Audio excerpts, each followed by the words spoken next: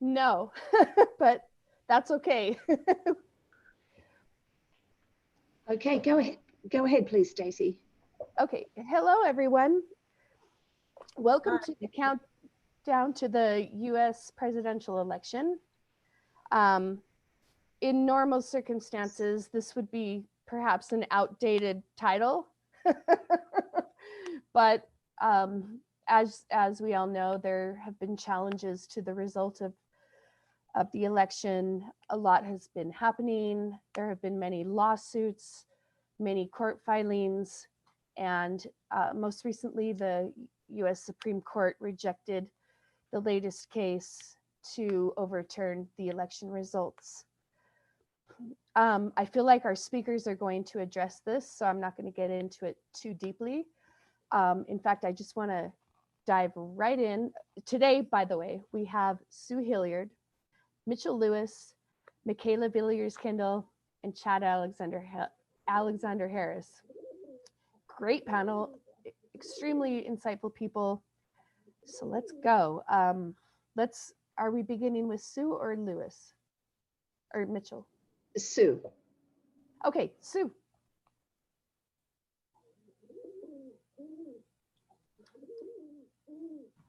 Hello. Okay, well, I'm going to stop my video and share my screen. And because I have presented so much previously, I'm going to just kind of reiterate what I have said and try and clarify and summarize the points that I made before. And first of all, here's the abbreviated meanings for some of the asteroids I've used. And I won't read them, but you can take a screenshot and look at it later.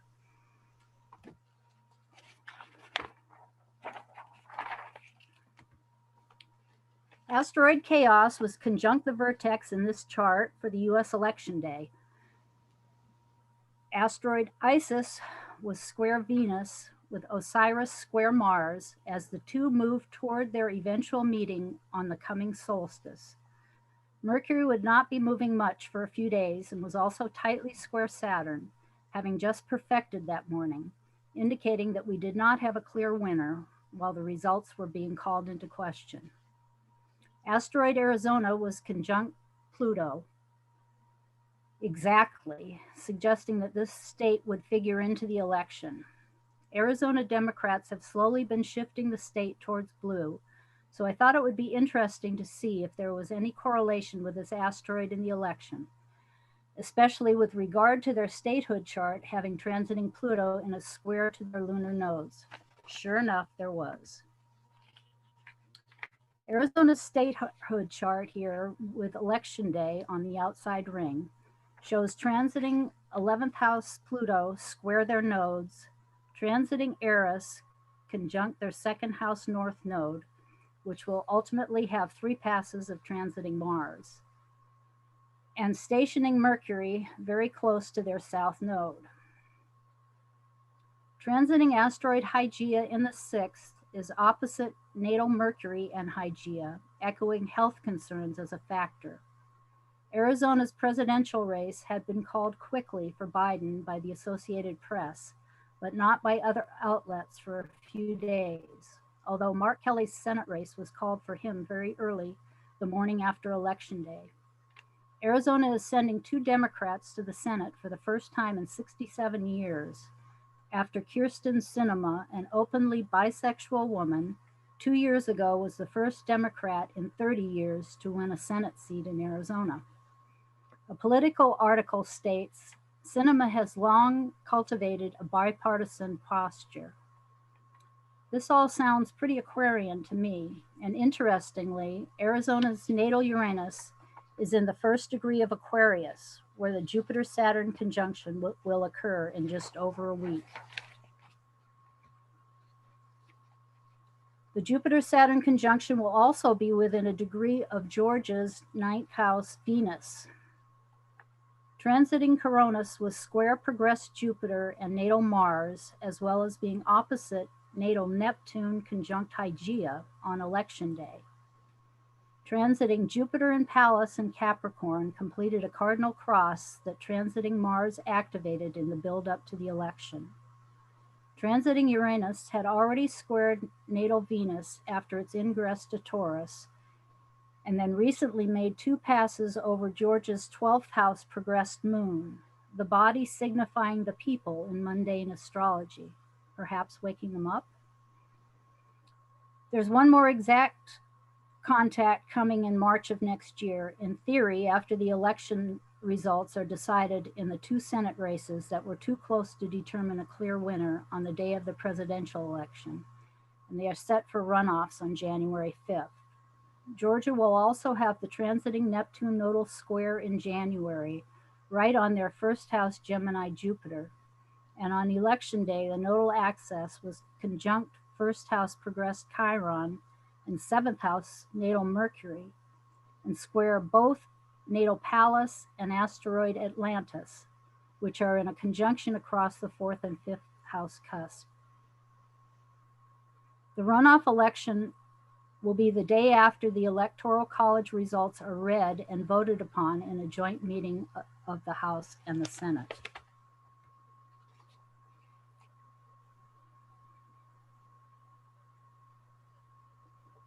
Here's the chart for the joint session of Congress on January 6th. Asteroid Arizona is conjunct the 10th house part of fortune with Texas opposite. Mnemosyne and Hybris are with Georgia, which is conjunct the 9th house sun. 12th house Pan and Coronis are opposite the moon and Panacea in the 6th. And with new phase Jupiter and Saturn in the 10th house are Caraclo, holding space at the Capricorn midheaven, joined by Lilith, also in Cap, Hecate, Pallas, Osiris, Horus, Isis, George, and Abundantia, all in Aquarius, and opposite Hygeia in Leo. What a lineup to guide our members of Congress that day. Mercury, also in Capricorn and conjunct the midheaven in the 9th house, is separating from a conjunction with Pluto as the 2nd house chaos in Gemini finally separates from the North Node, hopefully indicating that the extreme upheaval of 2020 is beginning to wane. Another state that has played into the outcome is Wisconsin. Even after the Supreme Court overturned a federal judge's ruling allowing ballots to be received up to 6 days after Election Day, there were still more than enough votes to call the state for Biden. Interestingly, their 10th house natal sun is minutes from the lunar eclipse point of November 30. Here, transiting North Node is conjunct their natal Mercury and also trumps North Node. Transiting stationary Mercury was conjunct natal Coronis and Karma, and opposite natal and progressed Pluto. All were being squared by transiting Saturn, and transiting Coronis was conjunct natal Uranus. Natal Karma was squared by transiting Pluto. Progressed Karma and Coronis are conjunct one another within 5 minutes of arc near the IC, opposite natal Sun, and transiting Karma is square natal Venus. This, with transiting Neptune conjunct their south node, all points to the devastating effects of the coronavirus in Wisconsin during this time. The transiting nodes are square Wisconsin's progressed nodes, and the coming Neptune square, the nodes, will be within 2 arc minutes of these nodes. Results of a recount affirmed Biden's win on November 29th, the day before the lunar eclipse on Wisconsin's sun. This past Saturday, a federal judge in Wisconsin bluntly dismissed a lawsuit filed by Trump challenging Joe Biden's win in that state, further cementing Biden's victory in the presidential election. That court loss is one of almost 60 in the past month by his campaign and allies in state and federal courts seeking to undo Biden's victory. The Trump campaign had appealed the case to the Wisconsin Supreme Court, and it was rejected today. And here's the chart for Neptune squaring the nodes on January 26th, less than a week after inauguration, cast for Washington, D.C. Exactly conjunct Neptune and Ceres is Odysseus. Odysseus was a hero of the Trojan War. According to Alex Astrology, he was noted for his subtlety and guile.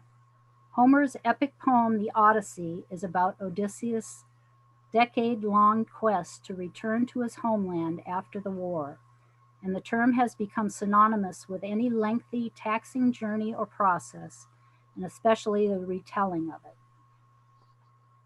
Seeing Neptune, Ceres, Odysseus, and the nodes all angular in this chart makes me wonder how this story might apply to us.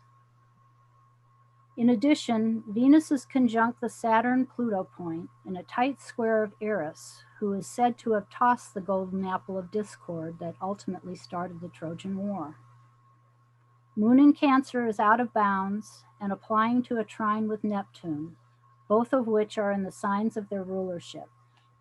Asteroids Pan and Coronis are conjunct second house Eris. Asteroid Hermes, messenger of the gods, is conjunct the south node in Sagittarius in the 9th house, also pointing to there possibly being a story here. The moral of the story of Odysseus and the Trojan horse, according to Wikipedia, is looks can be deceiving. Okay, I think I'll stop here for now, and then I'll do the other part in a bit. Thank you, Sue. That was very fascinating. Oh my gosh, what correlations? I can't believe it. So I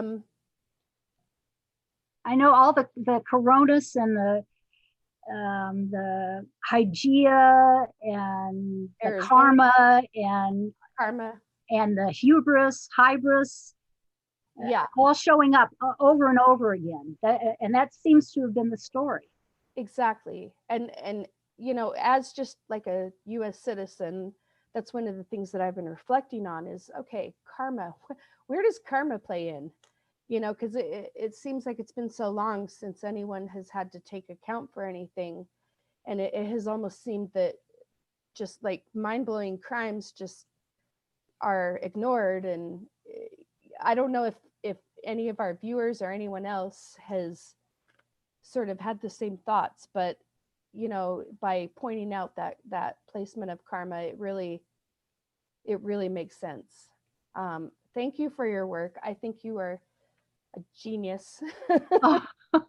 I really do. Thank you so much. So now we're going to stop. We're going to talk to another genius, Mitchell Lewis. Mitchell, welcome. Are you here? I'm here. Can you hear me? All right. Yes, I can. I should be coming up soon, I would assume. My visual? No? It's not happening, but No, there. oh, there you are. There you are. Okay. All right. Well, this has been one exhausting year, and certainly an exhausting election season. Today, the GOP Speaker of the House from Michigan made this statement.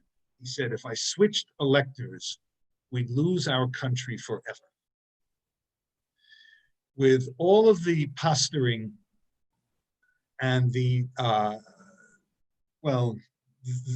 typical Trumpian expression, I'm going to bring up a couple of things here. Let's see if I can share.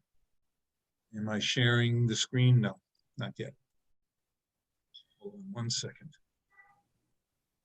Sure, can't find that.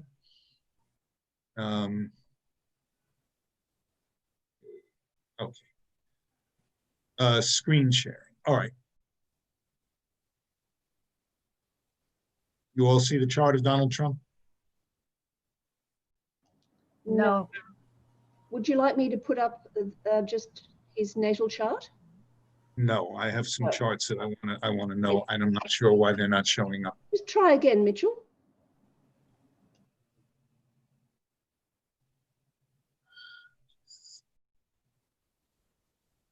Yes, How about coming now. Yes, There yes. we Okay, go. good. Donald Trump's natal chart is in itself, well, an enigma wrapped in a, that you all know um, he's a full moon eclipse baby. The moon in Sag in opposition to the sun with the north node, that's what creates an eclipse. And Uranus, our old friend, is very close to all of this. It sets off a very, very intense energy from Mr. Trump. And no matter what, you can love him, you can hate him. He is certainly unusual and very Uranian. And what we mean by that, for those who are not students of astrology, is not to get too much into the mythology, but Uranus is an energy that does not care about norms.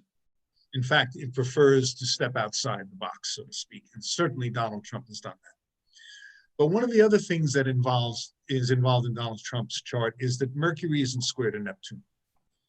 And this can very well be, now, while I've seen this aspect in some brilliant artists' charts and some psychic people, more often than not, if that energy, because remember, in a chart, all planetary aspects is energy. It's how we use it that defines what it's going to do for the individual and for the world. Someone who is not evolved or does not direct this square is very confused and confusing. When you add up the full moon eclipse with Uranus and the square of Neptune to Mercury, you have a personality that works outside the norm and is very confusing. Well, want to move down a bit here to some other charts. Now, America's chart, of course, we have looked at a number of times in this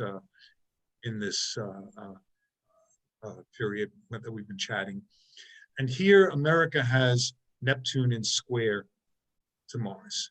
There's a side of America that can be very, very confused, has a problem with religion, has a problem with drugs, legal or illegal, I don't make the difference. Remember, they used to put cocaine in Coca-Cola, and they used to give heroin to teething babies. Now we give everybody antidepressants. And Donald Trump's eclipse falls exactly on America's Mars and squares the Neptune. So Donald Trump's Neptune-Mercury square that we looked at earlier sets up America's Mars-Neptune square. The combination makes it almost impossible to follow what we would call the norms. And no matter what happens, Donald Trump is never going to admit defeat. It's not part of his nature. So what are we looking at here? And forgive me, but this is an old, okay. Now here's Inauguration Day. And many of us have looked at this, and people are writing about it on Facebook, and we're all pretty much familiar with it. Mars is conjunct Uranus in square to the Sun, Saturn, and Jupiter. This is as explosive an aspect as we've seen in a long time. On the same day, the moon is in square to Pluto. Neptune is in square to the nodes. This is really quite an overly expressive chart. Inauguration Day is not going to go smoothly. That does not mean that the world comes to an end, or that we're in civil war, or that we're wearing gray and blue again and we go to battles. I don't think that's what's going to happen. But we're seeing an explosive, the underbelly of America is exploding. When you have 360 million guns in the hands of citizens, there's an old saying, if you give a loaded pistol to a child and the child shoots you, who's to blame?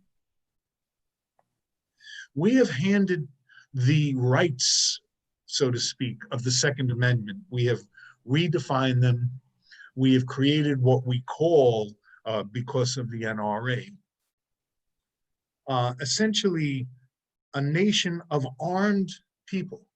Now, they call themselves militias. They're not militias. They're gangs.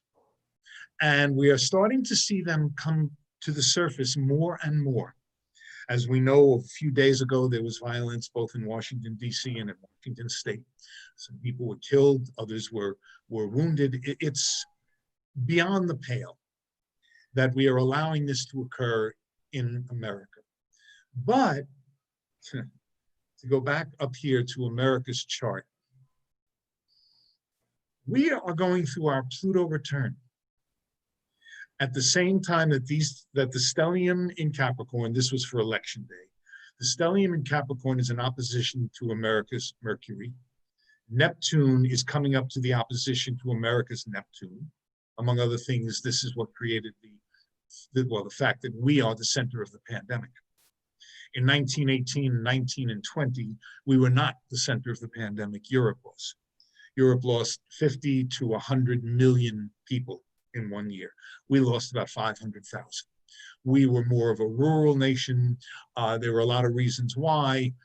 In 1918, 19, and 20, when that pandemic was running, the things that you were told to do was wear a mask, stay 6 feet apart, and wash your hands. Sound familiar? It's 100 years later. We still have the same problems. People don't want to wear a mask, stay 6 feet apart, or wash their hands. Okay, but the reason why astrologically that America has become the center of this is because we're going through our Pluto return and Neptune is coming up to the opposition to Neptune. Now, when we look at Inauguration Day, here's America with Inauguration Day. All of those explosive aspects that we talked about before, well, they're creating a 30-degree angle to America's Uranus, which is the planet of explosive situations. And they're sitting on the south node of America. Well, those who study astrology know the north node is what we are trying to achieve. The south node is where we're coming from. What's happening right now is that all of our beliefs and our struggles from the past are coming back up. And you can call this, if you want, the resurgence of racism, not that it ever went away, the return of some ideals and some philosophies that had been buried. Now, Donald Trump, what Uranus does is Uranus brings things to light. It brings them to the surface. It will no longer allow them to remain hidden. This is why Uranus is known as the planet that rules genius and revolution. If there is something buried in the unconscious, when Uranus gets activated, whether it's in your chart, in America's chart, in a company's chart, in a stock's chart, or in any other charts that we look at, it will bring it to the surface. It will do it in an explosive way. Now, all of a sudden, we have militias of hundreds, and my fear is that they could grow into thousands of people, march on to American soil to declare what? Revolution? To say that we are no longer America?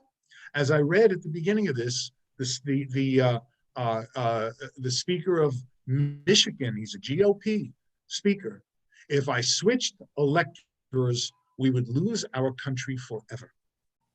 So we are certainly in a period of time like none we have seen in recent history. Here's Donald Trump on election day. Many of you have looked, on Inauguration Day, many of you have looked at all of these charts. I think I even brought them up last time. The North Node is right on top of Donald Trump's North Node and his eclipse. There's a great deal of activity going on here. These planets are close to the opposition to his Pluto. The Mars-Uranus conjunct is setting up an inconjunct to Neptune. There's a great deal of activity here. I'm not going to go through the whole thing because I don't think it's necessary at the moment. One more thing, though, is that Neptune, the planet of confusion, illusion, spirituality on a higher plane, chicanery, if you will, on a lower plane is in square to his eclipse. And of course, on Inauguration Day, Neptune is in square to the North Node. So when I add all of this up, I'm going to try and come back to you as a human being. I'm not quite sure how to do that. Let me see what I'm doing here. Okay, stop the screen sharing. Here, how come I'm not here? Okay, screen sharing.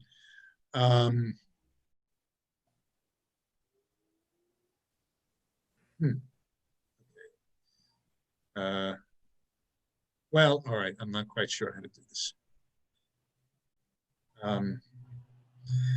All right, well, the point that I want to make is this. We are certainly at a point of a new place in American history. We have never experienced this before. In the 1850s, things had gotten so bad that on the floor of the House of Representatives, Congresspeople, well, they were all men then, so congressmen were beating each other bloody with canes before the Civil War, because things had grown so severely split. There was no way to cross that border, and so the war began. Well, are we on the verge of another civil war? In a way, it's already begun. Is it going to be as bad as the one in the 1860s? Lord, I hope not. I don't personally think it is. I see no point to being a doomsday prophet. As I always say, if you're a doomsday prophet and you're wrong, you look like an idiot. And if you're right, who's there to pay you? No point to it. Now, again, I can't figure out how to get myself back up here.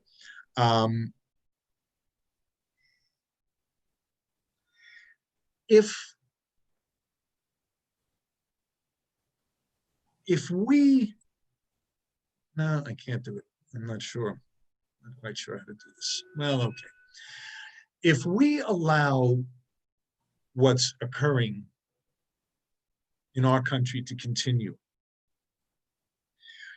all of the legal issues, there's something more important to consider here. These events are going to end. Joe Biden's going to sit in the White House, in the Oval Office. I am moderately concerned for his well-being. As many of you know, when Saturn conjuncts Jupiter 7 times in a row, whoever was elected during that conjunct died in office. And Zachary Taylor, who was not born during that configuration, also died in office. But in 1980 and in 2000, it did not happen. So there's no reason to assume that that will happen. However, we are in a very, very violent and upsetting period of time. And what has happened to our judiciary over the last 4 years is that Donald Trump has placed more judges than any president in history on the courts. They are all young, very conservative, right-wing judges. This is going to change America for at least a generation, maybe longer. What Joe Biden is stepping into, and Kamala Harris, what they are walking into, and they know this, these are people who are very, very smart, and they know what they're doing. They are walking into a lion's pit. They are going to have all kinds of problems. As the song says, Georgia on my mind. If the Democrats win the two Senate seats in Georgia, things will be much different than if they don't. But under any circumstances, the issues that we're dealing with are much bigger, more long-lasting than just what we're going through now, and much more long-lasting than Donald J. Trump. He was the spark that set this off. If this had not been smoldering in the undercurrent for a long time, he would not have been allowed to do what he did, and he would not have been elected president, quite frankly. Now, he's going to continue to claim, I was robbed, they stole the election from me, and there are millions of people out there who believe it. They're not going away. I am hoping that Joe Biden, being what Joe Biden is, which is a healer, basically. You know, I wrote on Facebook recently, maybe about a month or so ago, Joe, it took you 40 years to get here and you're right on time. We needed somebody like Joe Biden right now. Is he going to be perfect? No. Is he going to do things that I don't like? Absolutely. I've never met a president who didn't. Then again, I never had a girlfriend who didn't occasionally get my goat. We need somebody who is balanced, who will speak from the heart. And there will be a number of people who voted for Trump, who wanted him to win, who will eventually say, you know, Joe Biden's not so bad. How many of them? I don't know. How many will continue to store guns, to wait for the great revolution that, God willing, will never occur? I don't know. But Inauguration Day in particular kind of rings my chimes, because Trump is planning a very big rally exactly when Joe Biden is being inaugurated. He would not ever be a big enough man, put on his big boy pants and go to the inauguration and shake hands. It's not who he is. But he will stir up the waters as much as possible. Will there be violence on Inauguration Day? We don't know. Is the potential there? Unquestionably. So, you know, none of this is meant to scare people or to, that's not the way I do astrology. But I also don't believe in being a Pollyanna. If you have an issue coming up in your chart, you come to me for a reading, I have to tell you about it. I won't frighten you, you know, pay the girl on the way out because you might not live through the reading. Doesn't do anybody any good. Do what you can do in your personal life. I have clients and friends who are big supporters of the outgoing president. I talk to those that I can. I don't discuss it with those that I can't. There's no point to it. But I have found that several of them, very, very bright people, they listen. They're hearing what I'm saying. They're taking a look at Joe Biden. They're looking at the people that he's presenting for his cabinet, and et cetera, et cetera. And while, again, we're not going to agree with everybody, and there's going to be problems, and there's problems in the Democratic Party. You know, I may have said this before. There was a famous comedian many years ago who was a political commentator. I'm drawing a blank on his name. And one of the reporters interviewed him and said, what political party are you a member of? And his answer was, I'm not a member of any organized party. I'm a Democrat.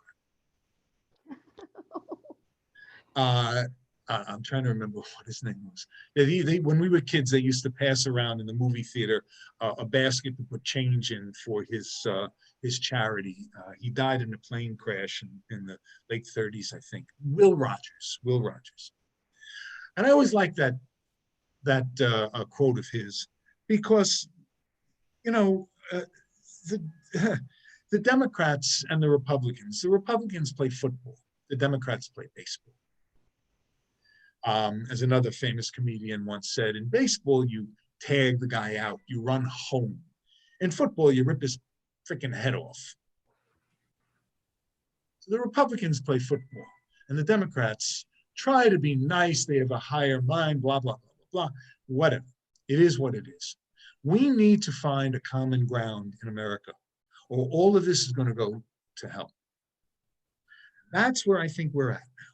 So again, this is not to scare people. This is to simply open their eyes. I have a saying, ignorance is when your eyes are closed. Stupidity is when you close them again once they've been opened. So our eyes are open. Let's see what we can do with it. It's not going away. Trumpism isn't going away. The problems aren't going away. We need to find solutions to them.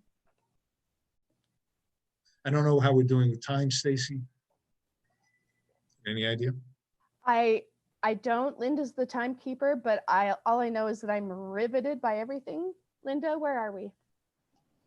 That's okay. You can continue if you wish, Mitchell. I mean, you've gone over time, but not to worry. We want to hear what you have to say. Well, Linda, you know me. I'm never out of words.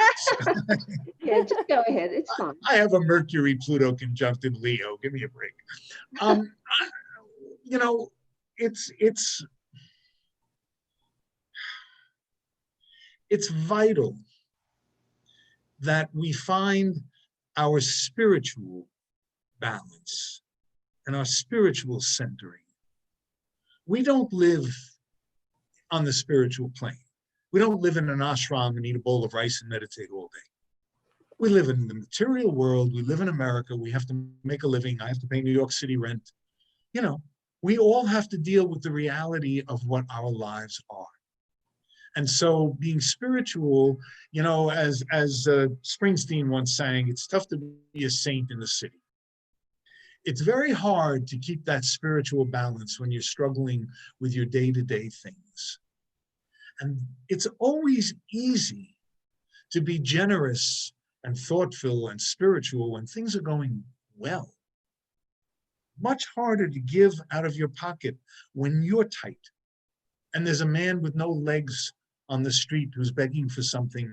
And you say, well, I have to pay my bills. Yeah, and this person, you know, has it worse than you do. And so this is why I wrote something for Facebook and for my newsletter in which I was pretty harsh about Trump and his whole thing. And about a week later, I wrote, not a retraction exactly, but a second piece saying, I'm sorry that I was so harsh.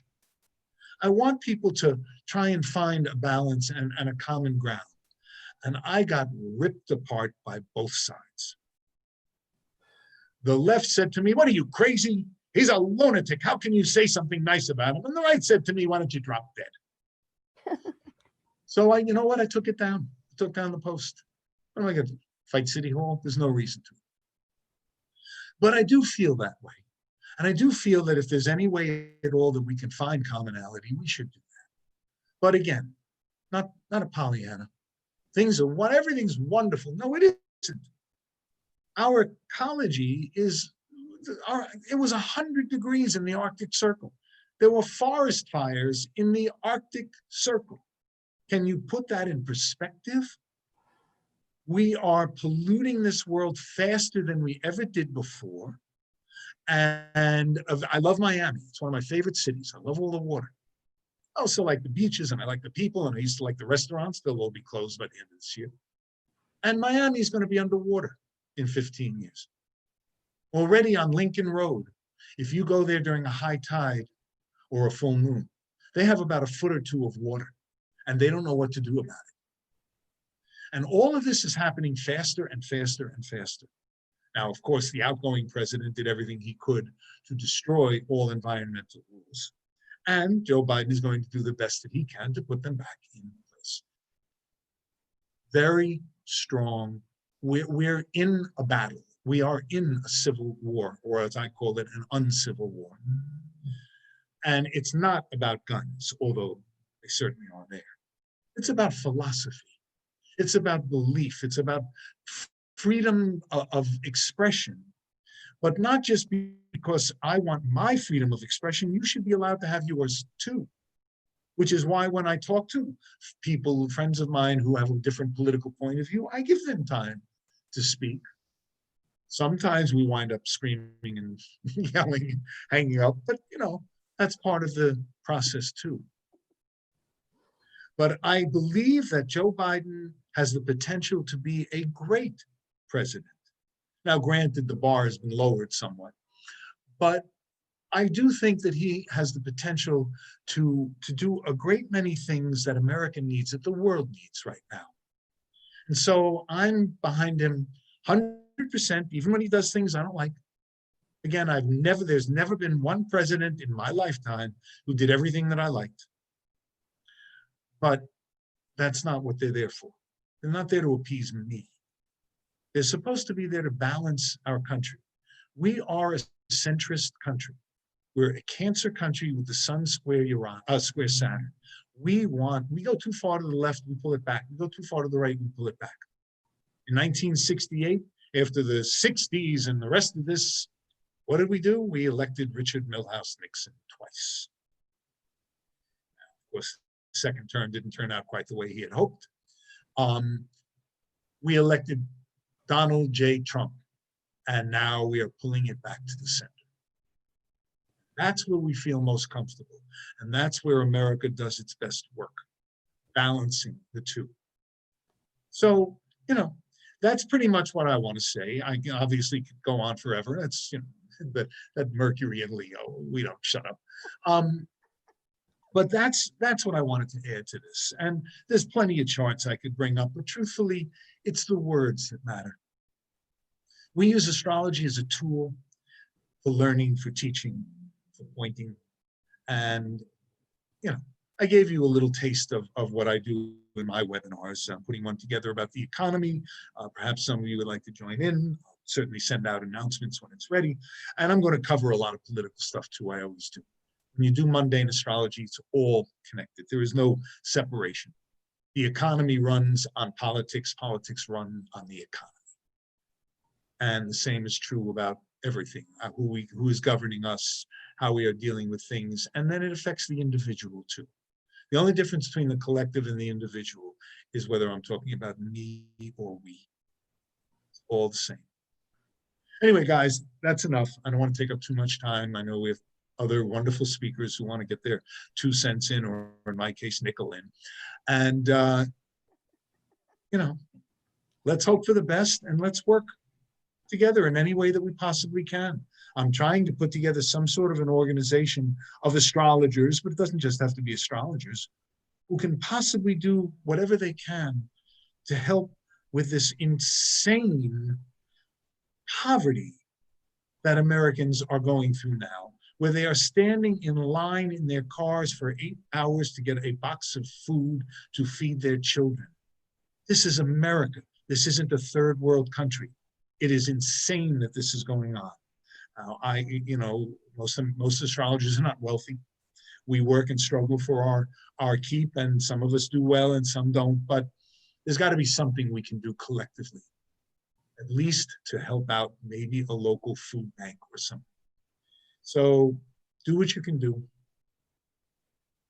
And God save the Union. Thank you, Mitchell. Oh my damn. That was, whoa, spot on in every way. That was so interesting. And I really appreciate that you, the focus that you put on to Uranus, because this, and when you say that, like, there's something more than Trump,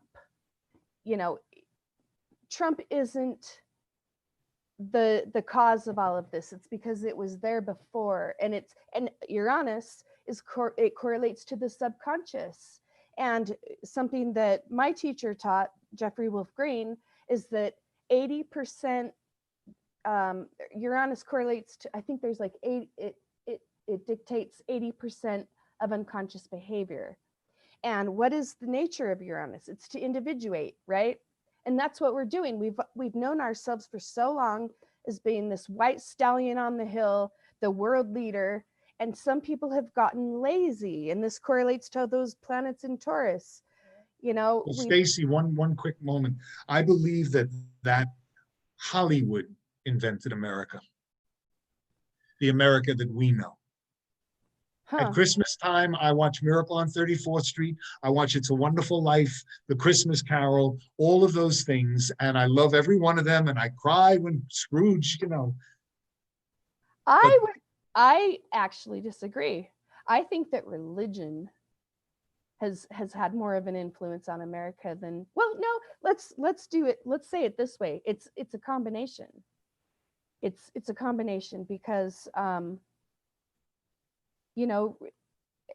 what was that Neptune aspect you were talking about? In America's chart, you're talking about? Yeah. America has Mars square Neptune. Okay. So we're dealing with delusion, and we're dealing with will, the application of will. And so there's where Hollywood would come in for sure. But it's also where religion comes in, because you're believing in something that is not, okay, I got to be careful how I say that. because religion is not evil in itself. It's not bad. It's how you use it. And you pointed that out earlier in your talk, where you said, you know, astrology, it's not about the sign that you have planets in. It's how you're using the energy. Every sign, every planet has an archetype that we choose how to express. And so just bringing it back to your concentration on Uranus, this really is a Uranian moment for us. And, you know, we're going to have a mad conjunction of Jupiter and Saturn, before the inauguration. So and the point of it, we're getting two conjuncts. One is the very end of Capricorn, and the other is at the very beginning of Aquarius. Oh, okay. And they're going to be completely different. Exactly. And the Uranian one is speaking to individuation, and it's also speaking to on the humanitarian scale. That's what Aquarius is. It's humanitarian concerns. It's social groupings. How do we all include one another, and how do we make the most out of our diversity? And because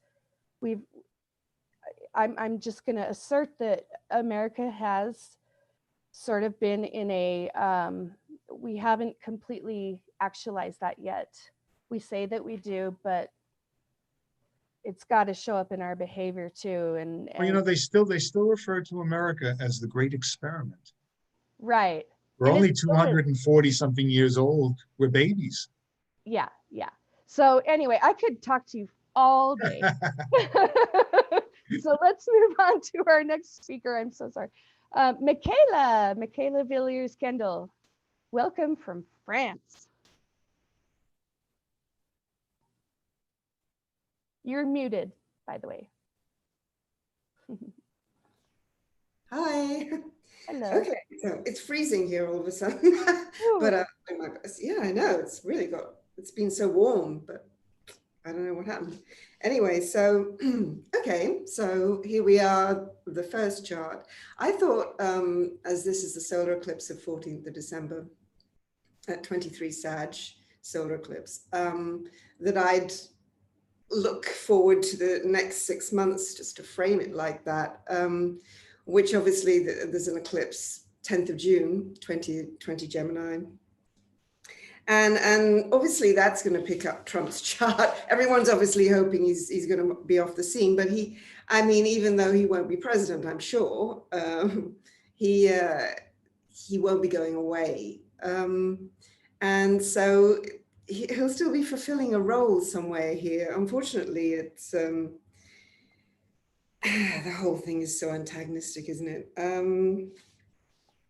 So anyway, just like Mitchell was saying, with his solar eclipse, he was born on a lunar eclipse with his sun conjunct the Mars of the US chart that you can see there, the Sibley chart, and the square to Neptune. And the US Neptune, as we said before, it's at nearly 23 degrees Virgo. Everything is coming into play. It's like one big stage play, I think Mitchell was saying. It's like it's a huge play, and America is center stage because it involves the whole world right now. And we're seeing like never before, the whole world is in sync. Yeah, it's a difficult sync, and it has been there before in the world wars, but each time it's got more. And this time, although it's not as bad as World War II, obviously, the whole world is involved. And like never before, we're in tune with each other because of the internet, because of media. And so it's a phenomenon that's never happened before. And as we were saying before, it is in line with the major player here, which is this precessional sun of Aquarius, which is in the background, like the Wizard of Oz, but all these players come to the fore because they all serve it. They serve the sun, and the precessional sun is the great wheel. There is no further than that for us in our universe. So here we are. in the next 6 months, we're seeing now the start of this phase, but it is a 6 month phase. And it's interesting to look at the transits that are going to happen. It's hard to pick out these charts. I wanted to put them all together because then you can see like an orchestra how each thing comes into play. It's very difficult to single them out when you're looking at them like this. But one of the interesting things is the ascendant of the of this eclipse, which is on the outer ring, I think. Yeah, this solar eclipse, 14th of December, is 27 degrees 42 Aquarius. The moon of the American chart, US Sibley chart, is 27 degrees Aquarius. And if you look down, then you can follow it down the ring to the center, which is the solar eclipse of 20 Gemini, 2021. And the midheaven will be at 27 degrees Aquarius. So the moon is really highlighted in America's chart here.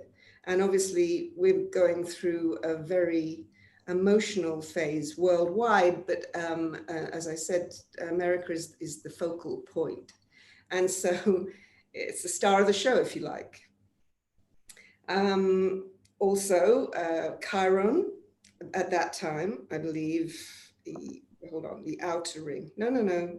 The outer ring is solar eclipse, 14th of December. So Mars actually now is conjunct the Chiron of the US Sibley chart. And obviously it's like an operation, it's like a scalpel being inserted in the core wound, if you like. The core wound being, I mean, it is being also squared by Pluto and all those planets that have just squared it in Capricorn. So the core wound being, I suppose, as Mitchell was saying, that Neptunian show. It's like the Neptune is so idealistic and started out at the time of the American Revolution with just such high hopes of being, and really, when the Aquarian age was really coming forward then, as we said before, the time of the revolutions, French and American. And so that's when America was formed. And so it's an Aquarian country, and it has an Aquarian moon, and Uranus rules it. And Saturn is the old ruler, by the way, let's not forget that, the timekeeper here. So here we are. 23 degrees Sag, the solar eclipse. And by the way, I want to just mention, bring this in now, whose birthday is it? But good old Nostradamus. You didn't think you got rid of him, did you? Oh no. So yeah, his birthday. And no doubt maybe he foresaw this. I mean, in some, probably not in detail, I mean, who would, but he obviously did foresee the outline of this, because he definitely foresaw this Jupiter-Saturn conjunction, which I'll get onto in the next chart. Better move forward because I'll never finish that. But anyway, that's interesting, about Trump's chart too with that one. So go on to the next one. So bring in, I wanted to bring in Trump, and also the inauguration of 2017, because talking about this eclipse, it's the Saturn on the inauguration. It was 23 degrees Sag. So it seemed to kick off. It kicked off along with Mars at 0 degrees Aquarius on the election day, the night of the election, the next morning, when he actually won, as I said before. So here we are, Saturn at 23 Sag. Here we go again at 23 Sag. The closest aspect to the US chart, which that's what it seems to boil down to, is the almost 23, on the way to 22, 23 degrees Neptune at Virgo. So that seems to be the focal point there. And as Mitchell was saying, Trump is a catalyst, and he shows you, he is a showman, and he has shown us he was born on a lunar eclipse, which is the floodlight. It shows, and he's showing the world. Well, he's showing a lot more than anyone wanted, probably. Warts and all, and the warts, yeah, and the wound, and that's what's happening. So it's so he does, and he did have a fate here, a destiny, and might not like it, but he seems like Nostradamus, and I do believe he mentioned him in that Catron I talked about last time, Reb Ruberon, he seems to call him the false Antichrist, because he seems like an Antichrist to some, you know, a savior to some and an Antichrist to the others. But, and that's the polarity that we're going into. So the focal points here are on Neptune, because the perspective, Sagittarius solar eclipse, the perspective is enlarging. Why? Because this is a time of the Aquarian precessional sun. We're at the point with Jupiter, Saturn, 0 degrees Aquarius, when our perspective has to now enlarge. Our consciousness has to enlarge. We have reached a point where we must raise our consciousness, and it's been happening, and it is happening. Yeah, it's taken we've been taken down alchemically into the Nigrido sun, the black sun, which is, like Jung said, alchemically, and Nostradamus said, all the alchemists said, this is what is necessary to go into the dark night in order to then start rising up. And this solstice, sun that's coming up, winter solstice, when you have the Jupiter-Saturn conjunction, is when the dark sun, literally at the winter solstice, the sun is at its darker point, and then it starts to get lighter. And we literally, at that point, very, very important that it's at the solstice, we start to rise. So our consciousness is rising, but then we rise. So I don't know what else I was going to say about that one. Oh, yeah, that's about it about that particular one. So I'll go forward then. There's so much to say, but you have to pinpoint it. It's so difficult, isn't it, with all of this? Okay, so as I was just talking about the Jupiter-Saturn conjunction and the US inauguration in 2021. So we've, as I was just saying about the Nigrido sun, we have some very difficult transits going on at exactly the Jupiter-Saturn conjunction in Aquarius on the solstice. We have Mars conjunct Eris, which is the planet of discord, as Sue was saying. And that was really interesting about the asteroids as well. She'll know what asteroids were involved, but it was really interesting. Conjunct Eris, the planet of discord, squaring Pluto in Capricorn. And that's, and as it's obviously, Pluto is the other big player here apart from Neptune. In fact, probably the main player, obviously it's the transformational planet. So it's before Neptune, in fact, and it's heading for its return. And this is like the build-up now to its return. And we're seeing that with this Mars conjunct Eris. And possibly, we're, as Mitchell said, we're already in it. We're in the war against the pandemic. And we're also in the war against fake news, truth and lies. The push-pull is say, who's the good guy, who's the bad guy? But, is there a good guy? Is there a bad guy, really? Because what it comes down to is perspective. It changes all the time. The black hat here, the white hat there. And that's part of the illusion, as Mitchell was saying, about this hero, this John Wayne style hero that America has adopted. Well, it's adopted it because it's probably what the world needed with the movies and everything else. But it's time now to see things with more of a perspective, less a polarity. But the polarity has to happen before the middle pillar, before the balance in between. We won't get there yet, but we have to tip one way and then the other before we can get there. So that seems to be what this is about. And then, of course, the US inauguration, then you get another amazing, the amazing transit of Mars conjunct Uranus. 7 degrees Taurus, exactly square the nodes of the US chart. And of course, the South node is in Aquarius, North node in Leo, and it's square. So, I mean, if this isn't a revolutionary aspect, I don't know. But let's not forget the background, that this is to do with the age of Aquarius. It's what we have to go through, and it's what has to become unearthed for us to actually confront. We have to confront the darkness. It is a bit worrying, obviously, as Mitchell was saying, on Inauguration Day, because that's when it's exact. And funnily enough, Biden's Pluto is at 7 degrees Leo, so it's squaring. And he's obviously, that's on America's, the US charts, North Node in Leo. Of course, Trump's Pluto is at 10 degrees, but the closer aspect is Biden's. So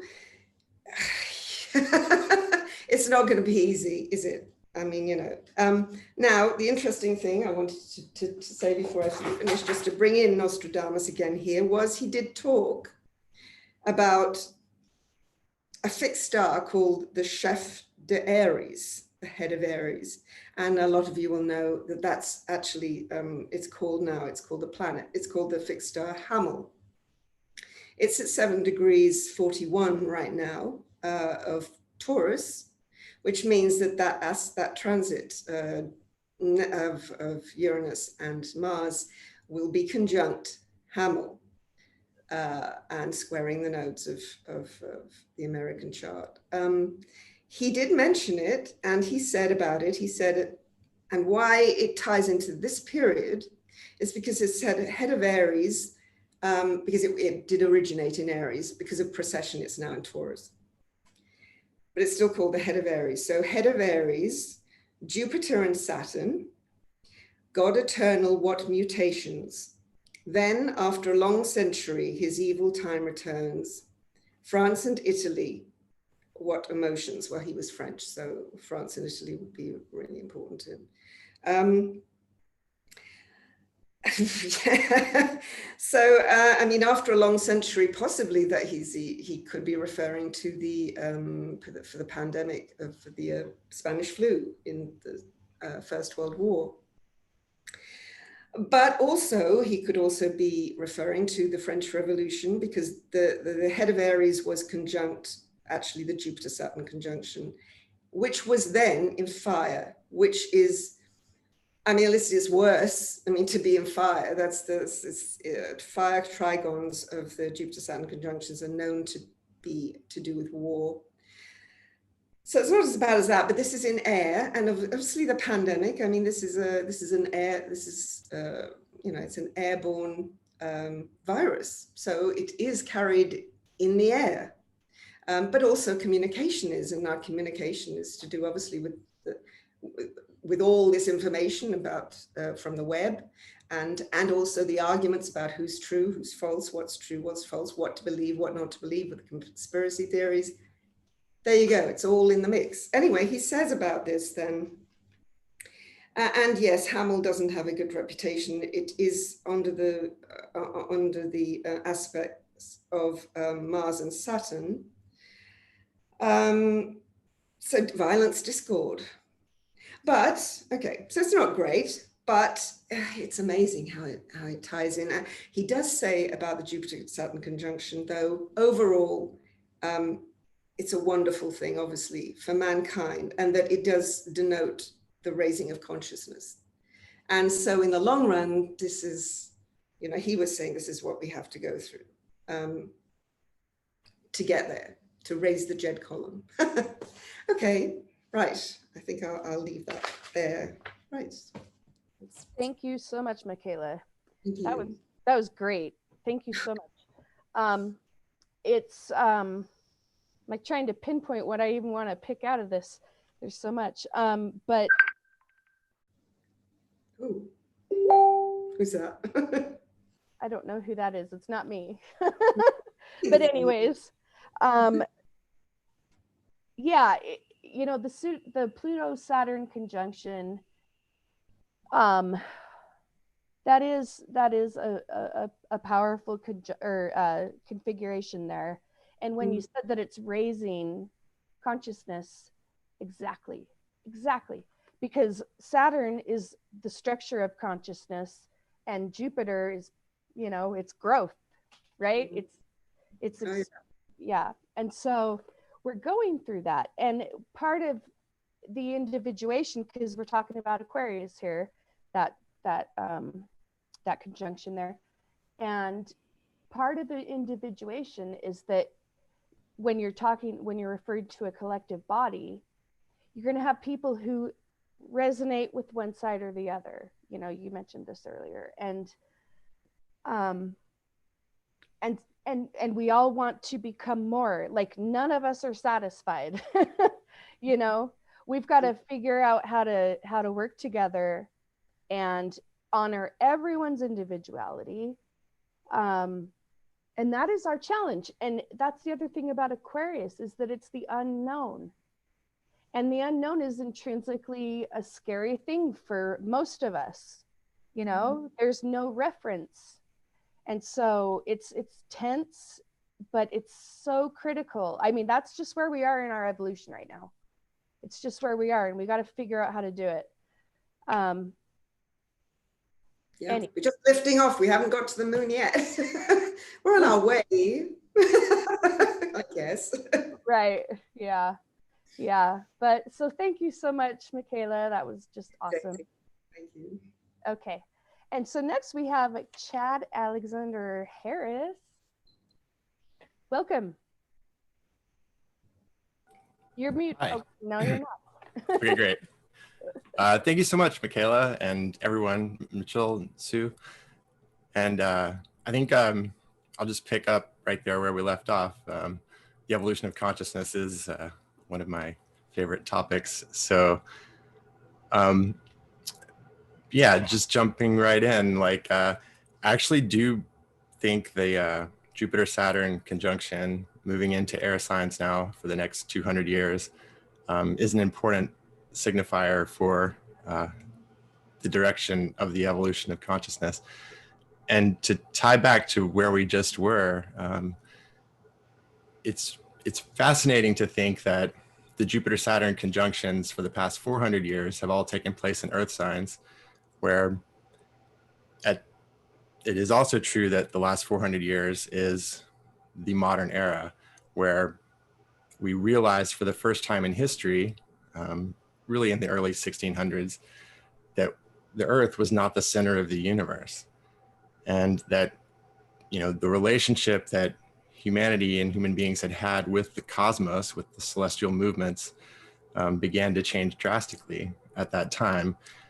And we became very materialistic, very earth-centered, very trying to understand who we are in a new understanding of that, who we are in relationship to a new cosmos.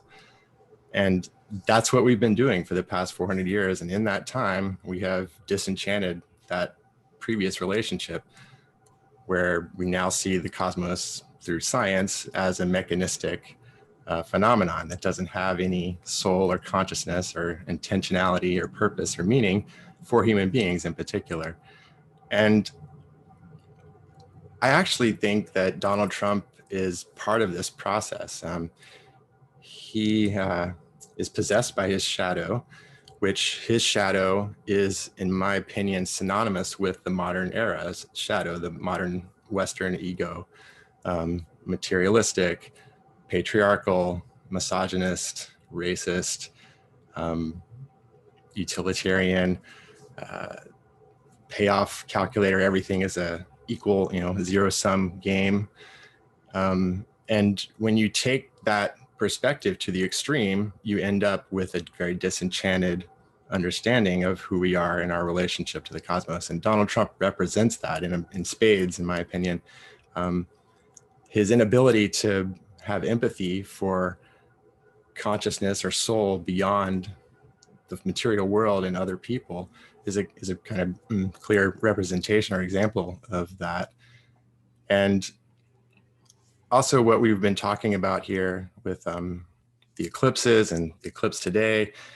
And I'm going to go ahead and share my screen. And let's see. Do you guys see? Let's see. So I make sure Donald Trump's natal chart there. So like we have been mentioning, Donald Trump was born just prior to a lunar eclipse, just within an hour or two. And the eclipses in his presidency are also very informative. And you guys have seen this, but for those who haven't, the Charlottesville eclipse that took place at the very beginning of his presidency and was the great American eclipse because the path crossed America, happened on his Mars, which in a sense, it brought about the shadow, or, revealed a certain shadow dimension of his character, which is overly aggressive, attacking, and he still supports that. I mean, he doesn't kind of come out and directly support violence, but he's constantly doing dog whistles or winks and nods to it. And we've seen this play out throughout the course of his presidency.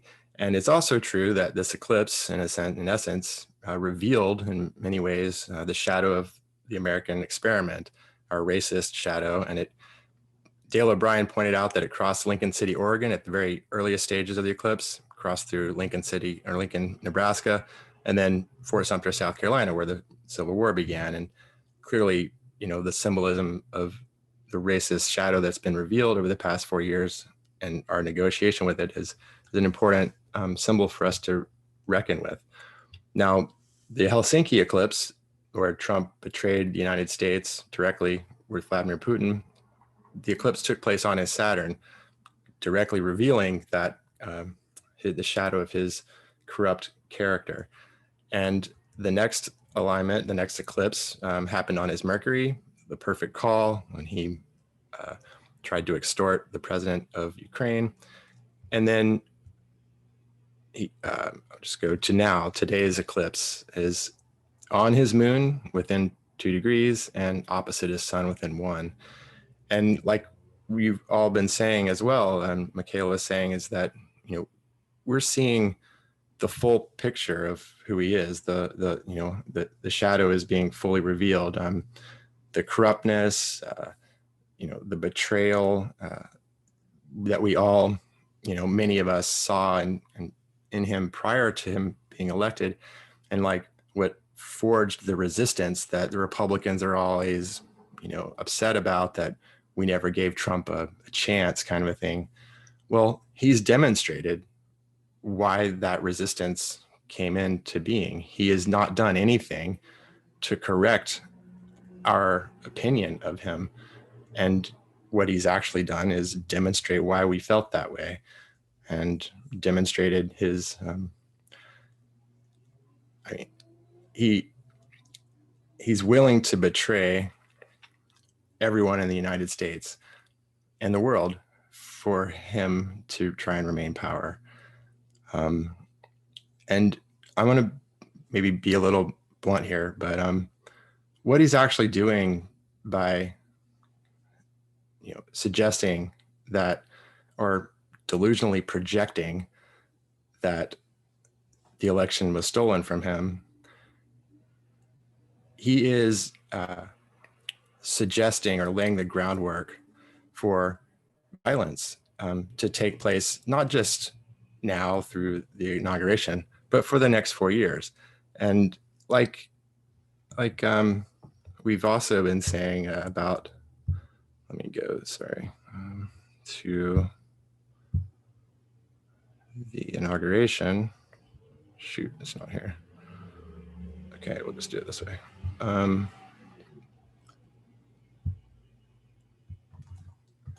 That the Mars-Uranus conjunction, exact, square to Saturn and Jupiter in the sky, and Michaela pointed out that it's square exactly to the nodes of the United States. This is, Trump has been laying the groundwork for an insurrection. He is sabotaging the potential success, or he's trying to sabotage the potential success of the Biden administration. And I think this is, it's an important symbol to take in, to recognize that we will be dealing with the struggle that this chart indicates for the next 4 years. And it's in many ways a very, very challenging dynamic and set of circumstances that we find ourselves in. At the same time, I have a lot of hope. It could be a lot worse. Let's just say, think about, multiple things. First of all, they're not the majority, thankfully. It's about 50 to 70 million people or so. And there's a lot more people who disagree with that position.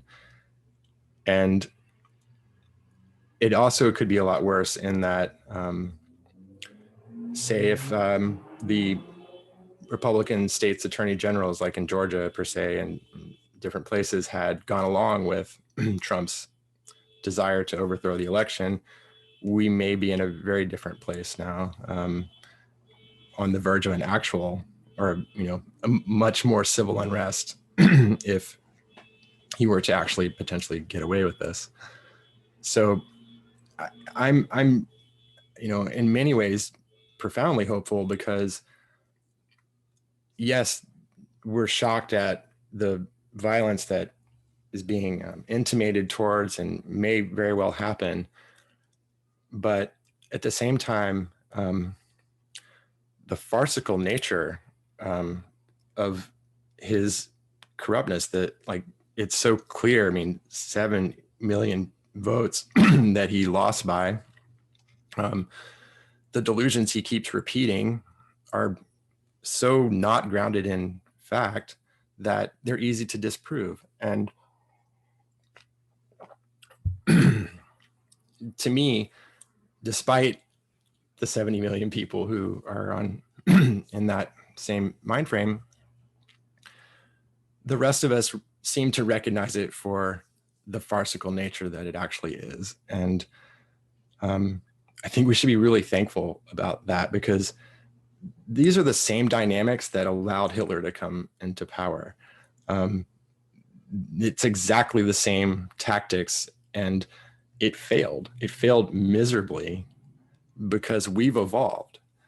We're in a different position collectively to assess what's happening morally. And the moral arc of the universe has bent higher and towards justice in the last 70 years. And I think we should all be really thankful for that. And then maybe, I don't know if to tie it up, but the fact that we have gone through this experience, and he pushed the limits of democracy to the edge and, tried to become a dictator, and it failed. That is a tremendous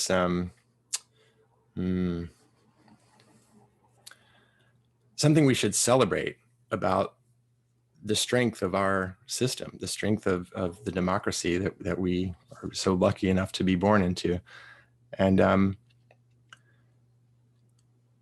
there's just, I think we have more to be thankful for and happy about, and celebrating, and positively looking forward to the future. And let me go back a little bit, because not just democracy and all that, the shadow, the corrupt nature of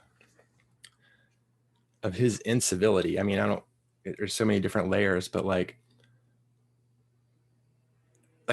Mitchell was saying, I'm in agreement. Biden is the perfect president at this moment.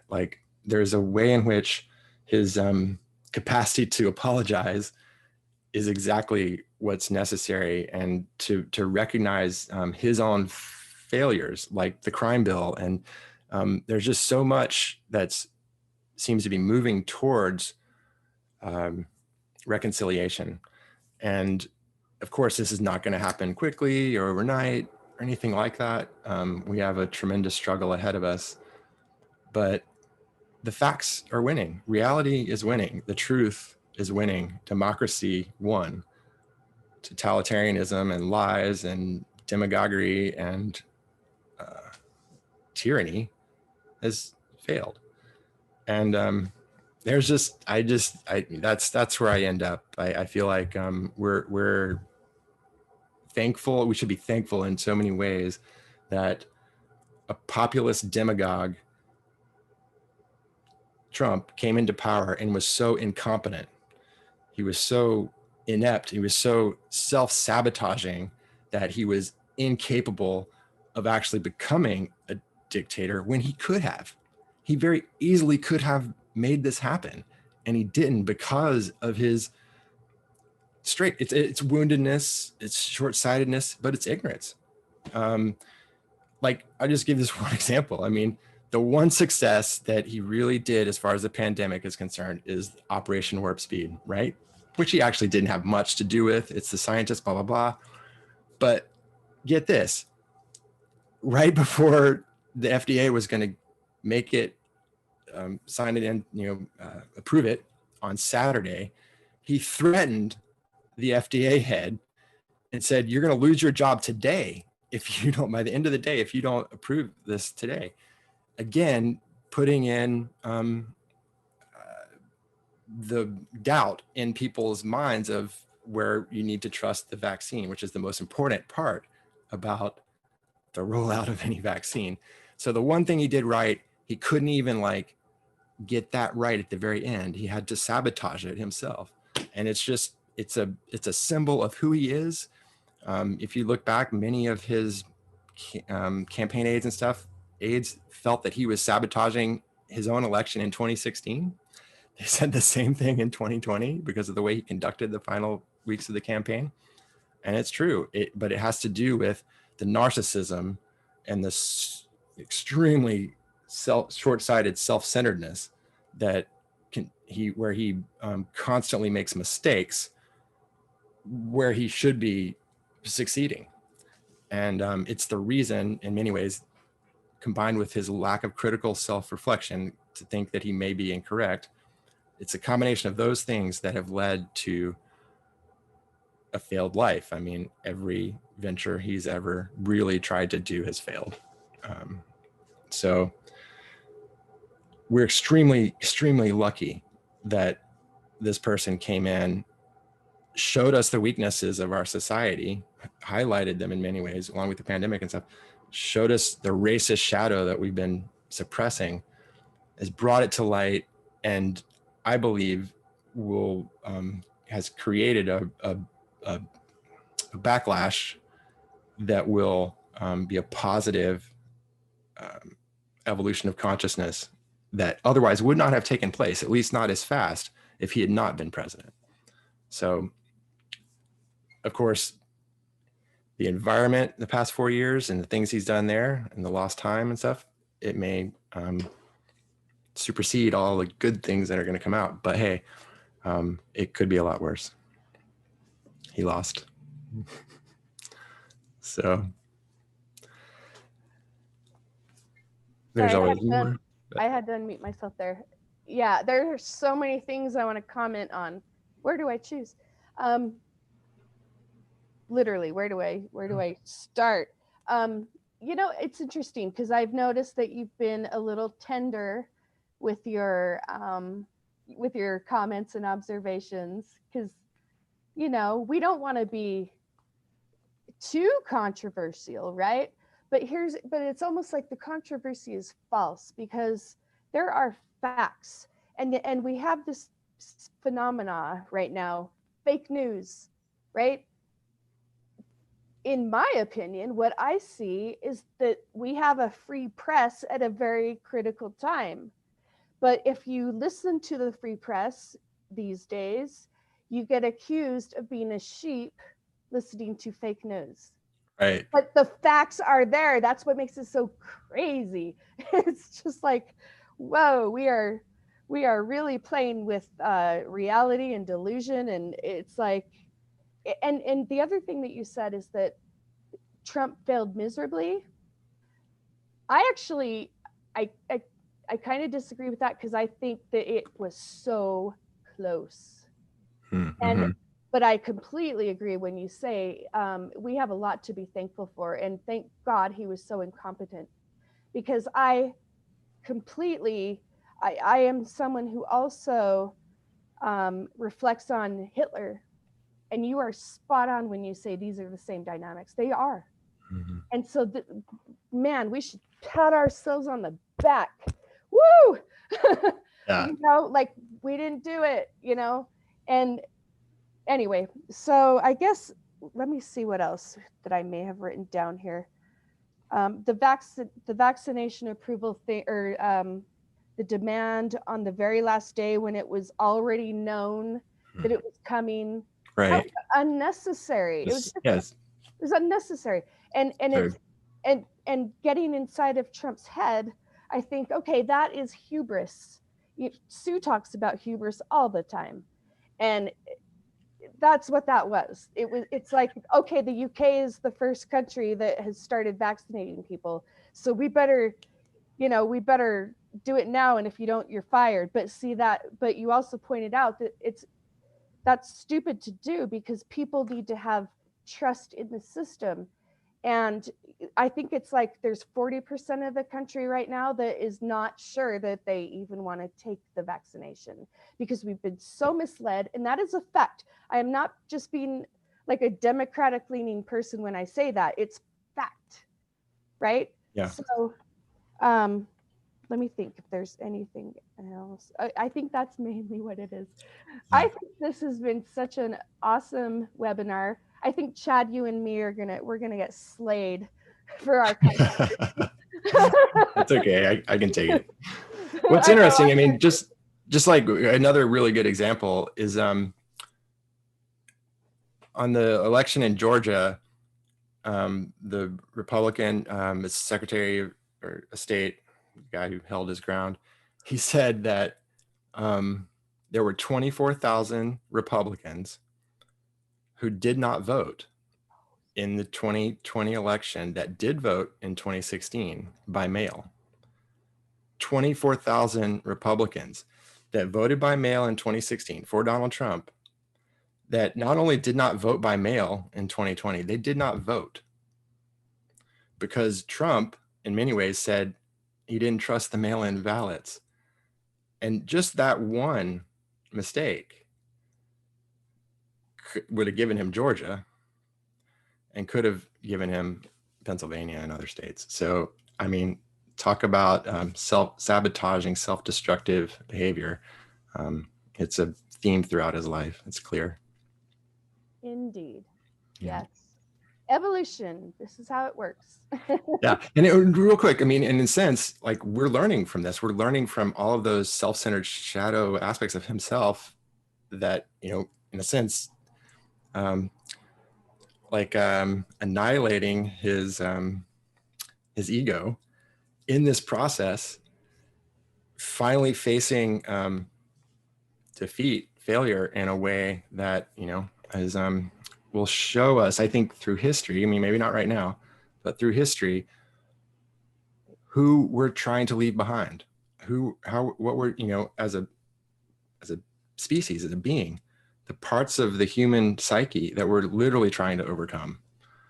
And I think that will be what is demonstrated over the course of history from this moment in time. Yes, indeed. Stay tuned. But so I was almost like getting in the mode of like closing things up, but we have Sue Hillyard again for a second portion. So welcome back, Sue. Hey. Okay, so let me share my screen again. Oh, wait, stop the video. Bandwidth. And, okay.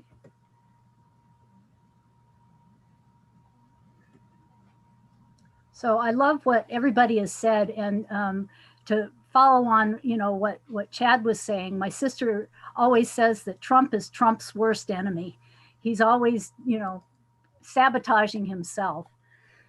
So this chart is from the worldometer.info. with COVID statistics showing a record of 108,000 new cases and 1,201 new deaths a month ago. This was the backdrop of the election as a record number of people voted, many of whom braved the pandemic to do so.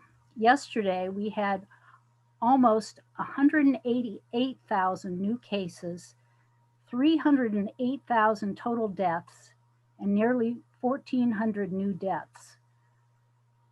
And also the other day, I think we had over 3,000 deaths, as the numbers have escalated considerably in the past month.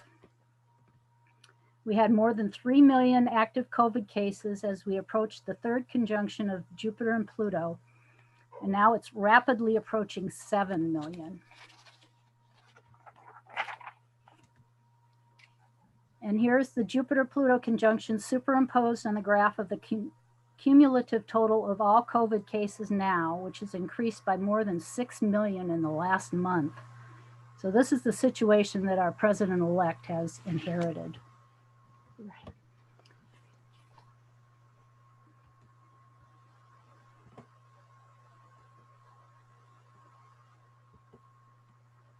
Here's Joe Biden's transits on the day of the election, with transiting Hygeia conjunct natal Hygeia, showing the influence of the national health crisis. Stationing Mercury in the 11th made a tight T-square with his natal Jupiter at 25 degrees Cancer and progressed Mercury at 25 degrees Capricorn, with transiting asteroids Chariklo also conjunct. Transiting Mercury that day was tightly square, progressed third house Mercury, transiting Capricorn Saturn in the 2nd, and progressed 8th house Black Moon Lilith. Transiting 5th house Eris filled in the other leg of a cardinal cross. Mercury rules Biden's midheaven and 7th house, and his 12th house natal Mercury is being squared by his progressed ascendant. On election day, transiting Mercury was conjunct progressed Karma. Transiting Karma was conjunct his progressed 9th house North Node and progressed Atlantis. Transiting Venus was conjunct his 10th house Karma. Lots of karma here, and that particular last part is what gave me hope right before the election of the Venus being on his 10th house Karma. And Donald Trump's election day transits include a very exact opposition of transiting Neptune to his 1st house progressed moon, which were both square to his progressed nodes in the 4th and the 10th. Transiting Saturn was within a degree of opposition to his natal 11th house Venus. Between these two, they rule his 3rd, 6th, and 10th. He's in the midst of a nodal return, which was pretty exact on this day. His progressed North Node was conjunct natal 10th house Uranus, transiting Uranus in the 9th, squares 12th house natal Hybris, and transiting Atlantis was conjunct progressed Hybris. All this hubris hybris again. Transiting Hygeia was conjunct progressed 12th house Pluto, and transiting Coronis was conjunct natal 8th house Hygeia. Even after contracting the virus himself, he hubristically denied the pandemic from day one, which some say is what cost him the election. The Neptune involvement speaks to his delusional insistence still that he won the election by a landslide, even though Biden won the popular vote by almost 7 million and the Electoral College by a large margin. Here's the lunar eclipse 4 weeks after the election around the Sibley USA chart. The eclipse moon in the 6th was conjunct natal and progressed Uranus. Transiting Mars, partile conjunct transiting Coronis, had station direct and was exactly opposite progressed 10th house Mars in Libra and square both natal 1st house Coronis and progressed 7th house Jupiter. And then a year from now, there will also be a total solar eclipse. Just 1 minute of arc from the USA Sibley ascendant. This as we approach our Pluto return in 2022. Eclipses to me signify important goings and comings, endings and beginnings. This lunar eclipse was across Biden's 1st and 7th house.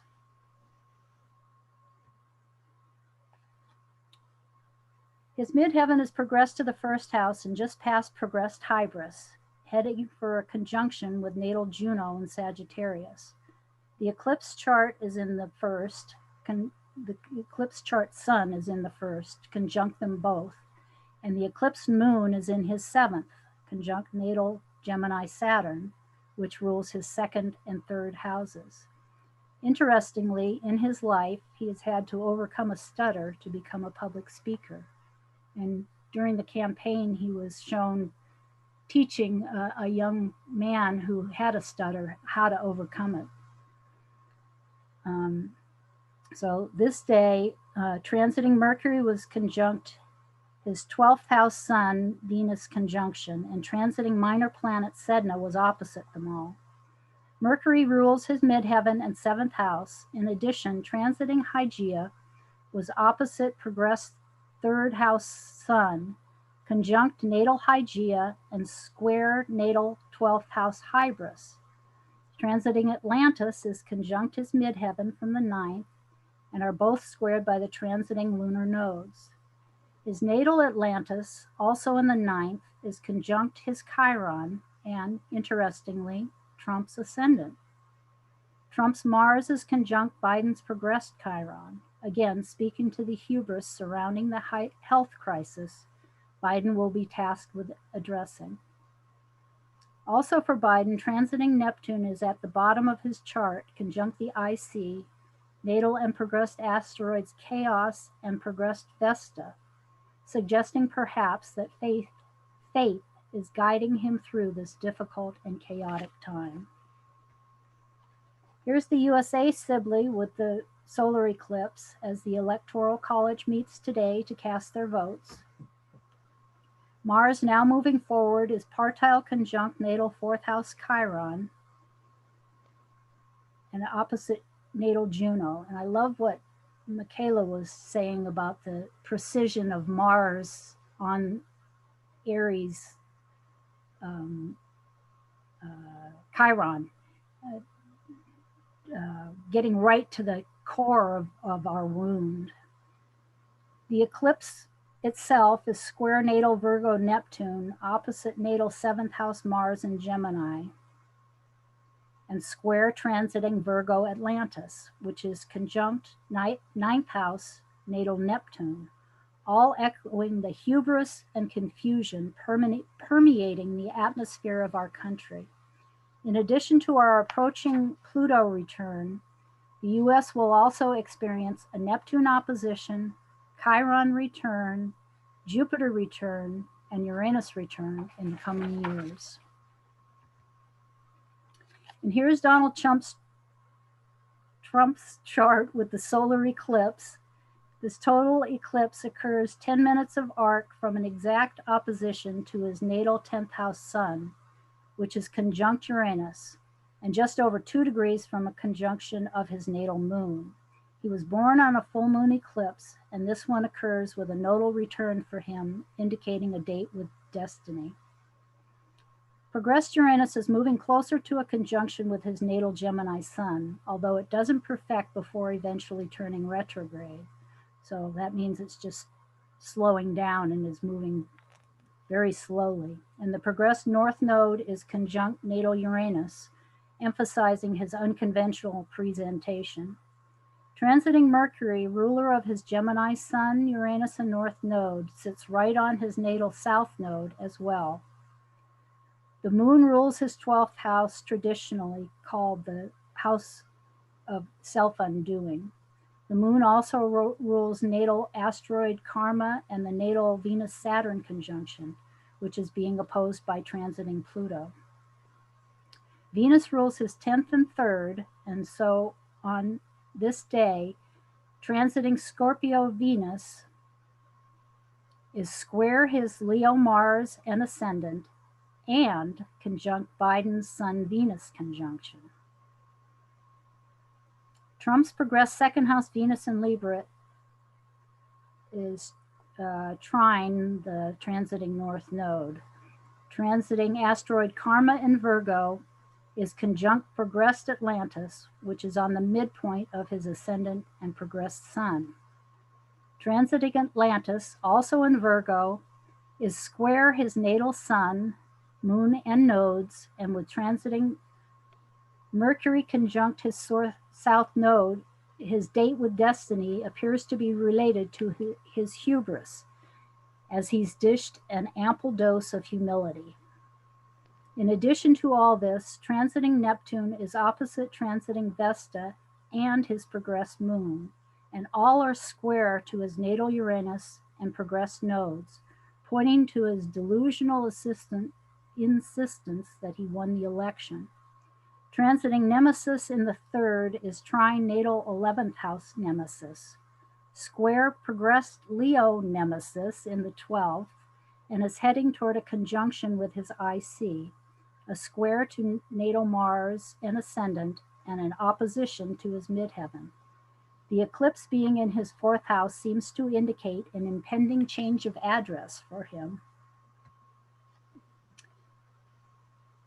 Here's a bit about asteroid Nemesis from graycrawford.net in his New Moon in Libra article. Gray says, Nemesis is a divine force of restorative balance, redistributing fortune to correct for what has come disproportionately out of balance and punishing those who arrogantly act out of balance with natural forces of change. Her presence in the decan of the Libra new moon is a warning that repercussions may be striking those who have been hubristically acting out, while also emphasizing the need to tend to whatever has become out of proportion in your life. And Isis, also from Gray. Isis is a synthesizer of love and wisdom from our experiences, and by transit and aspect in our natal chart, the Isis asteroid signifies unity, loyalty, devotion, sustaining, reassembling, resurrection, soul retrieval, healing of fragmentation, and finding wholeness of self in relation with the other. Gray also stated the Osiris archetype involves themes of becoming, fertility, regeneration, individuation, destruction, death, and rebirth. Aspects by transit or in the natal chart with the Osiris asteroid can also connect to places we have been wounded by societal conditioning and where we need to explore and transform ourselves. And then minor Planet Palace from elitedaily.com. The virgin deity of the ancient Greeks, worshipped as the goddess of wisdom, fertility, the useful arts, and prudent warfare. At her birth, Pallas sprang forth, armed from the head of her father Zeus.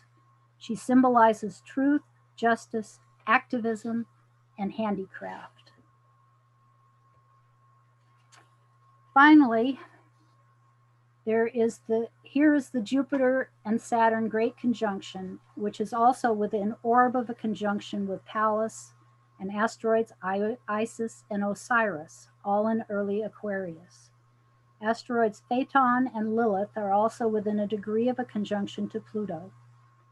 The following day, on the 22nd of December, Mars is conjunct Eris at 23 degrees Aries for the third time, and asteroid Isis will be conjunct asteroid Osiris at 4 degrees Aquarius in 53 minutes.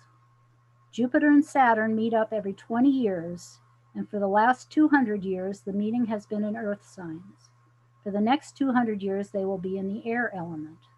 On December 21st, 2020, this great conjunction hails the move to the new air meetups, with numerous cycles completing within 2 days and beginning anew, accompanied by asteroid Angel conjunct the South Node. After an extended period of time in Aries due to a retrograde, Coronis will still have one more meeting with Pluto, Saturn, and Jupiter and will then meet up with Uranus and Taurus. With asteroid Asclepia conjunct the vertex, could this be signaling that the healing can finally begin? I sure hope so.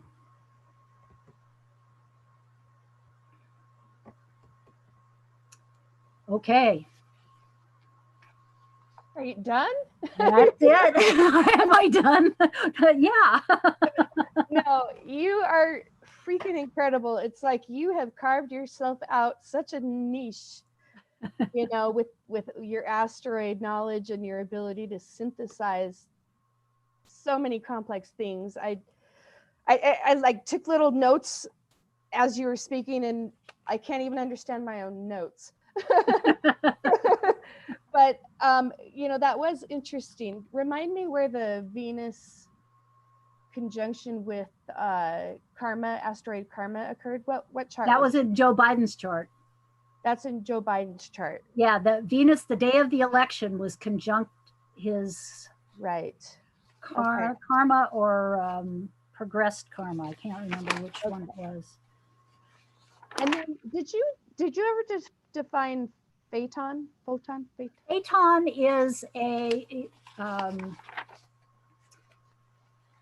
well, phaeton has to do with moving fast. It has to do with cars. It also represents assuming responsibility before one is ready to handle them. Okay, that's so interesting. And this actually kind of brings me back to your emphasis on asteroid Atlantis, because, you know, we all know the story that was an advanced civilization. They were advanced, technologically advanced. However, they fell out of alignment with natural laws. And we can see this happening. I just broke my pen. Oh dear. I'm like I'm so feeling so passionate. But and so and we find ourselves dealing with this same kind of dynamic where we have natural laws, we have evidence of global warming, and there is a necessity to do something about it if we don't want to become the next Atlantis, right? Exactly. Yeah, and so that was just all so super fascinating. I thank you for your expertise, Sue. Thank you so much. Thank you. I enjoy it, and I hope my goal for this one was to kind of consolidate. I mean, it feels like I've been kind of throwing stuff out there for the last three panels, and because there's so much, and my goal today was to kind of consolidate it and emphasize what my point, you know, what the conclusions were that I had drawn from all of this, and why I felt so compelled to share it. Indeed. I was actually going to acknowledge that. Like, thank you for you know, giving us cues of when to take a screenshot, you know, because all of those definitions are, because you are hard to keep up with. I'm telling you. I'm hard to keep up with myself. I hear you. Oh my God. Anyway, fantastic presentation, and actually from everyone today. I think this was so great. I think this was a very stimulating meeting and very informative. And so I guess, Linda, are there any questions from? No questions, but time now for open discussion amongst you all. Okay. Who wants to go?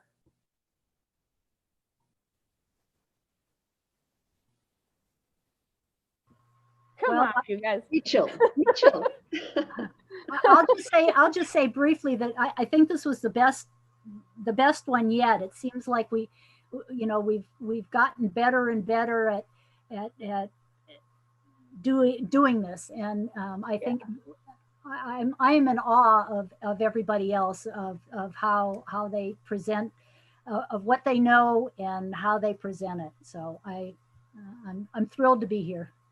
Indeed. Likewise. Yeah. Yeah, this was a great experiment. How I look at it. And it was great sharing it with all you guys, and the last couple of times as well. There's a lot of roads lead to Rome, as they say. And there's a lot of different ways to look at charts and to view them. And this was fascinating. Just very, very instructive and very, by the way, can you see me? I'm just curious. Yes. Yes. Because before I couldn't seem to figure that out. Well, technology after all. Well, hopefully you guys will continue to do these webinars on different subjects, Maybe after Biden gets put in office, we can talk about that and about the choices that he's making for his cabinet. Indeed. And yes, we will be coming together one last time for this series, which is Wednesday, January 20th, 2021 at 11 a.m. Pacific. Are there any more comments that anyone wants to make, or anyone?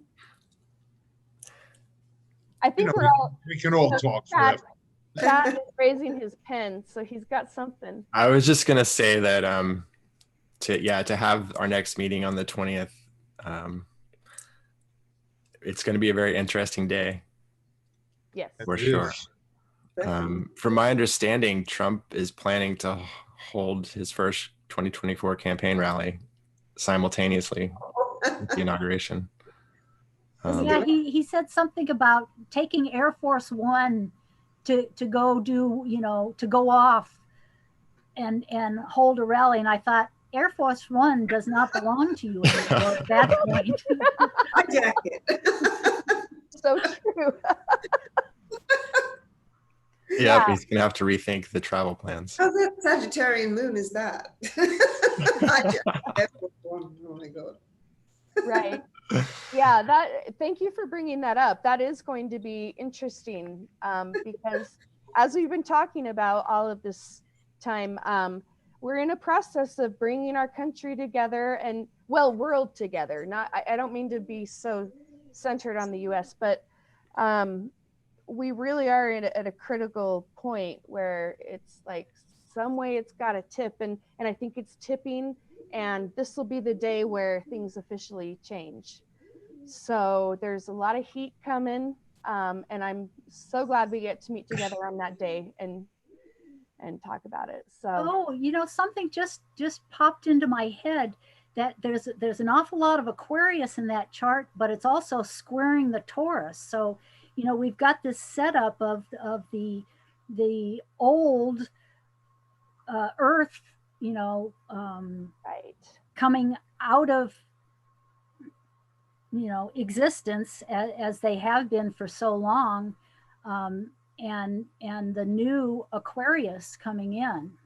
Right, exactly. It's like you're interfacing with evolutionary leap, and you're also getting back to basics.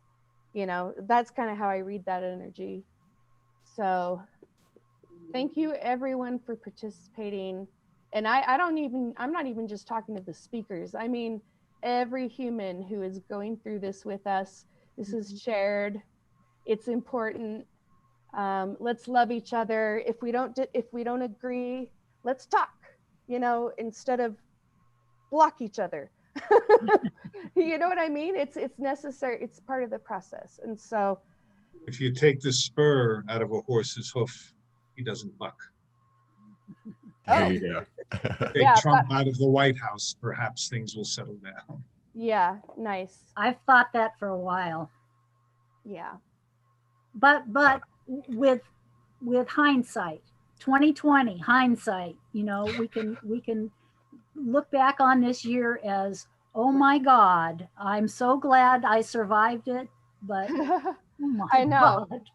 Yeah, we have all done some work, like for sure. But the work isn't over. We got to keep going. Yeah. And the next leg is the Aquarian, because you don't know the future. It's unquantified. So we got to have courage. Don't say that to astrologers. We don't like to hear that. Yeah, okay. Point taken. I agree with you.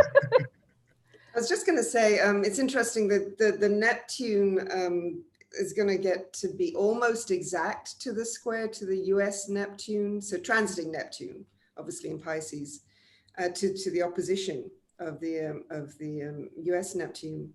And it gets there almost in 2 years from now, December 2023. Yeah.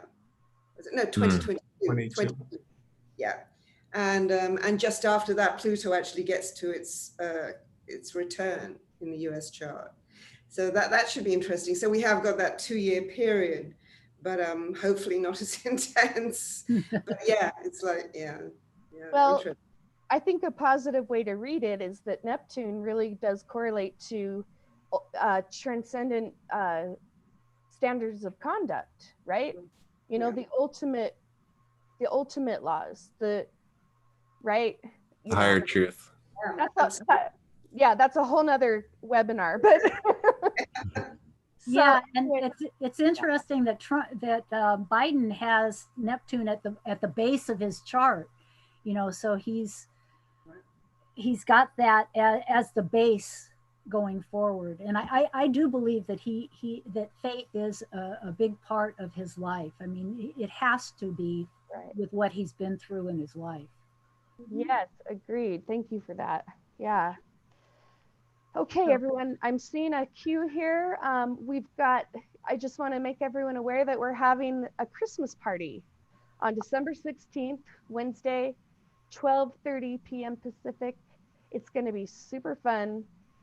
I don't want to give too much away, but we're going to have like bloopers, and we're going to have singing, and we're going to have Santa, and we're going to have awards.